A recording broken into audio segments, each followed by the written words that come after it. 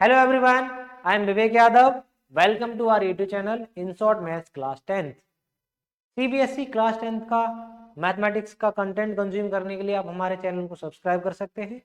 और आज हम पढ़ने वाले हैं CBSE class 10th mathematics standard का 2026 का स्टैंडर्ड पेपर।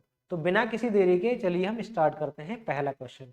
आज मैं 5 क्वेश्चन कराने वाला हूं आपको, और रिमेनिंग क्वेश्चन जो है आपको आने वाली वीडियोस में मिल जाएंगे। ठीक है, तो पहला क्वेश्चन स्टार्ट करते हैं। देखिए आइए,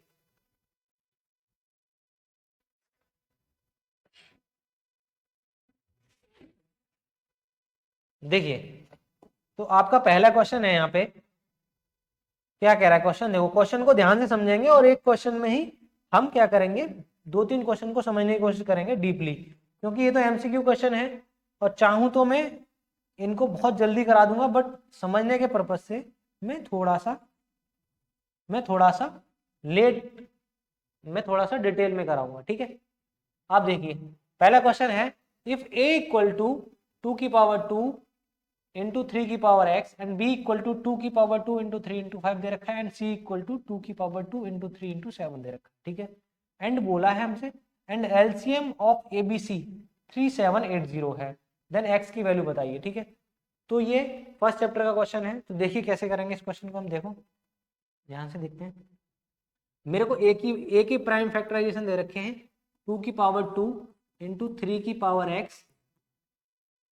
ठीक है, 3 की पावर x, एंड b की वैल्यू दे रखी है 2 की power 2 into 3 into 5।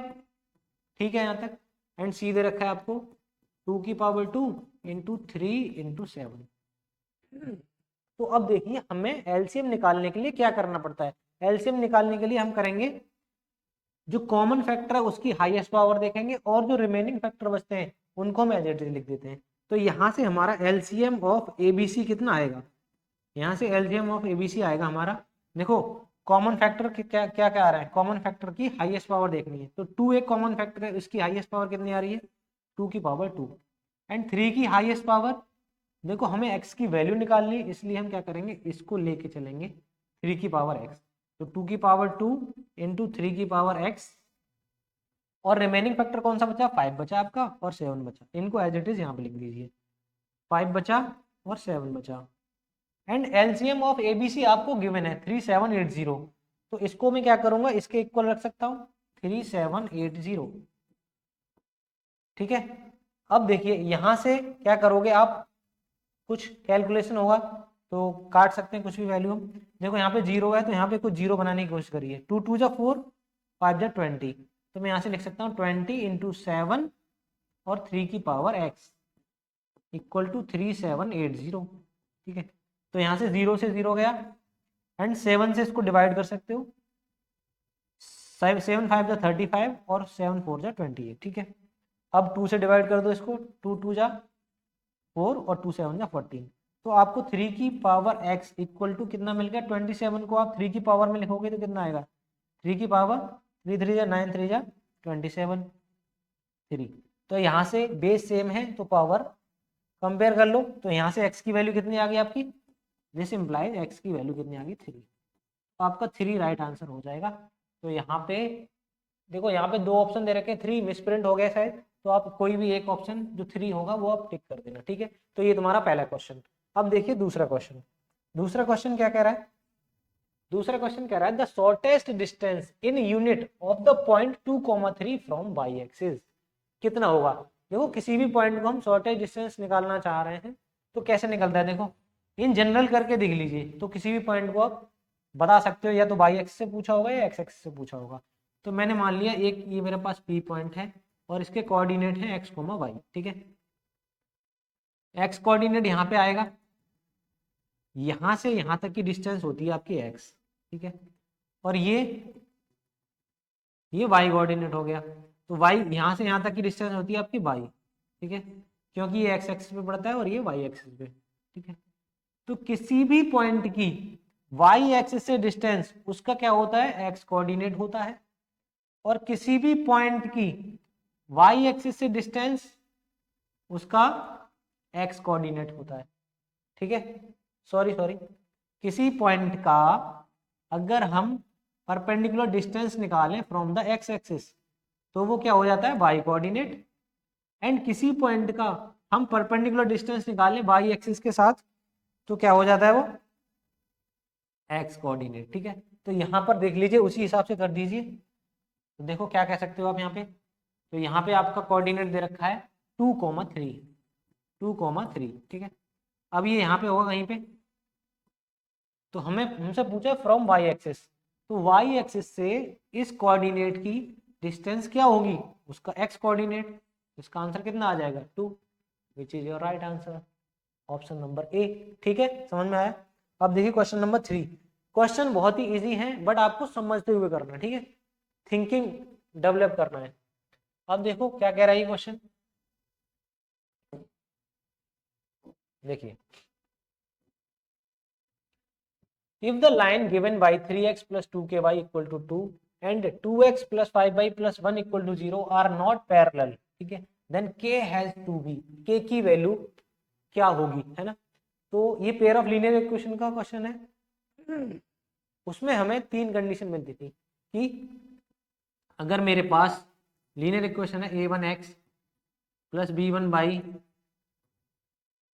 Plus c1 equal to 0, ठीक है, और दूसरी लीनियर इक्वेशन है मेरे पास a2x plus b2y plus c2 equal to 0।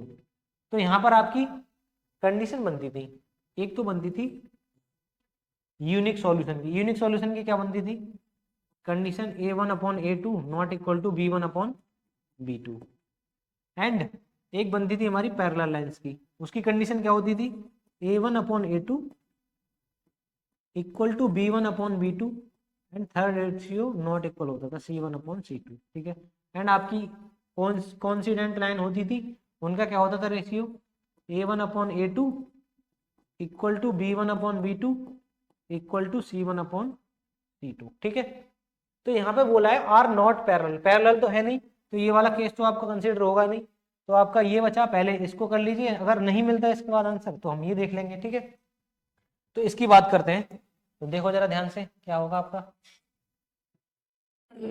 आपका यहाँ पर क्या है इक्वेशन लिख सकते हो आप यहाँ पे 3x plus 2ky equal to 2 and 2x plus 5y plus 1 equal to 0, ठीक है। अब आप यूनिक कंडीशन, यूनिक वाली कंडीशन लगाइए, a1 अपॉन a2 यानी 3 upon 2 not equal to b1 upon b2 यानी कि 2k अपॉन में 5, ठीक है। तो यहाँ से आप क्रॉस मल्टीप्लाई कर सकते हो, 5 3 जा 15 अपॉन में 2 2 जा 4 नॉट इक्वल टू k, तो k की वैल्यू कितनी नहीं होनी चाहिए आपकी 15/4, तो ये आपका कोई आंसर आ रहा है, k की वैल्यू क्या होनी चाहिए 15/4, ठीक है। तो ये आपका राइट आंसर हो गया, ऑप्शन नंबर बी, ठीक है। इजी क्वेश्चन है, करते रहिए ऐसे ही, 5 क्वेश्चन कराने वाला हूँ, 4th क्वेश्चन है ये, second last question. A quadrilateral ABCD is drawn to circumscribe a circle if BC equal to 7, CD equal to 4 centimeter and AD equal to 3 centimeter, ठीक है। Then the length of AB पूछा है मेरे से, ठीक है। तो एक क्वाड्रिलेटरल है ABCD जो कि सर्कमस्क्राइब है, जिस एक क्वाड्रिलेटरल है, ठीक है। देखो मैं बनाता हूँ, इसका फिगर बनाता हूँ पहले, एक क्वाड्रिलेटरल है, ठीक है, जिसके अंदर एक सर्कल को सर्कमस्क्राइब किया गया, तो कुछ इस तरीके से आपका सर्कल होगा, ठीक है। ये आपका सर्कल चैप्टर से है, तो आपको यहाँ पे क्या क्या वैल्यू दे रखी है देखो जरा ध्यान से। इफ BC, इसको नाम दे दो ABC और D, ठीक है। BC आपको दे रखा है 7 सेंटीमीटर, तो ये BC हो गया 7 सेंटीमीटर। CD आपका हो जाएगा 4 centimeter and AD equal to 3 centimeter, ठीक है, 3 centimeter. And then the length of AB की लेंथ हमसे पूछी है, ये कितना होगा ये बता दीजिए हमें, ठीक है। चलिए बताते हैं, कैसे बताते हैं, देखो इसको 2 तरीके से कर सकते हो इस क्वेश्चन को आप। एक तो हमारा क्वेश्चन आता है NCERT में इसका सेम तरीके का, तो उसमें रिजल्ट आता है निकल के, लास्ट में क्या आता है रिजल्ट, वो कि इसमें जो इसकी अपोजिट साइड्स होती है उनका सम इक्वल होता है, यानी इसका और इसका और इसका जो सम होगा वो इसके और इस साइड के इक्वल होगा, यानी कि AB प्लस CD इक्वल होंगी किसके, BC plus AD, BC plus AD। ठीक है, तो देखो AB आपको निकालना है तो AB का AB रहने दो, CD कितना है, CD 4 है आपका, BC आपका दे रखा है 7 और AD आपको दे रखा है 3। ठीक है, तो यहाँ से AB की वैल्यू कितनी आ जाएगी, 7 3 10 और इधर 4 जाएगा माइनस का, तो 10 माइनस 4 यानी 6। AB की वैल्यू आपकी आ गई 6। ठीक है, तो AB की वैल्यू है 6, यानी कि ऑप्शन नंबर आपका थर्ड राइट आंसर हो जाएगा। देखो इसको आप एक और तरीके से कर सकते हो चाहो तो, आपको पता है ये एक्सटर्नल पॉइंट हो जाएगा, यहाँ पे एक्सटर्नल पॉइंट से टेंजेंट क्या होते हैं, आपस में इक्वल होते हैं। ठीक है, अगर किसी साइड को हम लेट कर लें, ठीक है, मान लीजिए यहाँ से लेट करते हैं, ये एक्स लेट कर लें हम यहाँ से बी से, इनको कोई पॉइंट नाम दे दीजिए पी क्यू आर और एस नाम दे दिया मैंने इनको। यहाँ से बीपी की लेंथ एक्स और ये बी क्यू एक्सटर्नल पॉइंट से टेंजेंट है तो इक्वल होंगे, तो ये भी एक्स होगा। अब ये टोटल आपका 7 है, तो 7 में से x सब्ट्रैक्ट कर दोगे तो ये वाली साइड हो जाएगी 7 माइनस एक्स। ठीक है, ये 7 माइनस एक्स, तो एक्सटर्नल पॉइंट से टेंजेंट इक्वल होते हैं, तो ये भी 7 माइनस एक्स। अब ये 7 माइनस एक्स है और टोटल आपका 4 है, तो 4 माइनस 7 माइनस एक्स कितना बचेगा, यानी कि 4 माइनस 7 यानी माइनस का 3 और प्लस का x हो जाएगा, तो x माइनस का 3 हो जाएगा। ठीक है, अब ये x माइनस 3 है तो ये भी x माइनस 3, क्योंकि टेंजेंट फ्रॉम एक्सटर्नल पॉइंट। अब ये x माइनस 3 है आपका और ये आपका टोटल 3 है। ठीक है, ये आपका टोटल 3 है, तो 3 में से x माइनस 3 सब्ट्रैक्ट कर दो, 3 में से x माइनस 3 आप सब्ट्रैक्ट कर दो, तो कितना बचेगा, 3 माइनस एक्स और प्लस का 3, यानी 6 माइनस एक्स। ये आपकी साइड हो जाएगी 6 माइनस एक्स, ये 6 माइनस एक्स तो ये 6 माइनस एक्स। ठीक है, और अब आप इस साइड को ऐड कर लीजिए, यही साइड पूछिए हमसे, तो कैसे होगा देखो, इसको ऐड करो 6 minus x plus x, x से एक्स कट गया, यहाँ से भी आपका 6 आंसर आ रहा है। तो इस क्वेश्चन को करने के मैंने आपको 2 तरीके बता दिए, है ना, डिफरेंट वे में सोचना है हमें, क्योंकि एग्जाम में किसी भी टाइप से हमारा क्वेश्चन आ सकता है, तो हमारे हर एक अप्रोच पता होनी चाहिए। ठीक है, तो आपका 6 आंसर आ जाएगा इस क्वेश्चन का। क्वेश्चन नंबर लास्ट देखिए, ये क्या कह रहा है क्वेश्चन का, if sec theta plus tan theta equal to X, then sec theta minus tan theta कितना होगा। ठीक है, इसमें क्या कर सकते हो आप लोग, इसमें एक आइडेंटिटी होती है ट्रिग्नोमेट्री में कि sec square theta minus tan square theta equal to क्या होता है, 1 होता है आपका। ठीक है, अब देखो a square minus B square लगाओगे आप तो क्या हो जाएगा, sec theta minus tan theta और sec थीटा प्लस का tan थीटा। ठीक है, इक्वल टू 1। ठीक है, अब देखो sec theta plus tan theta की वैल्यू दे रखी है आपको x, तो इसकी वैल्यू x दे रखी है, तो आपका यहां से हो जाएगा sec theta minus tan theta और इसकी वैल्यू दे रखी है आपको x, और ये मल्टीप्लीकेशन में तो इधर जाके क्या हो जाएगा, अपॉन में चला जाएगा, इसकी वैल्यू कितनी आ गई, 1 अपॉन एक्स। बहुत सिंपल है, कितना आ जाएगा आंसर, देखो 1 अपॉन एक्स कहीं पे दे रखा होगा, ये दे रखा। ठीक है, तो आज हमने इस तरीके से 5 क्वेश्चन किए, बहुत ही इजी थे। ठीक है, रिमेनिंग पार्ट, जो रिमेनिंग क्वेश्चन बचे हैं आपके सैंपल पेपर के, वो आने वाली वीडियोस में आपको मिलते जाएंगे। वीडियो अच्छी लगी हो तो आप लोग लाइक कर सकते हो एंड फ्रेंड सर्कल में शेयर कर सकते हो। ठीक है, और जो भी आपका फीडबैक है, कोई भी सजेशन है, आप लोग कमेंट में डाल सकते हो अपना फीडबैक, और मैं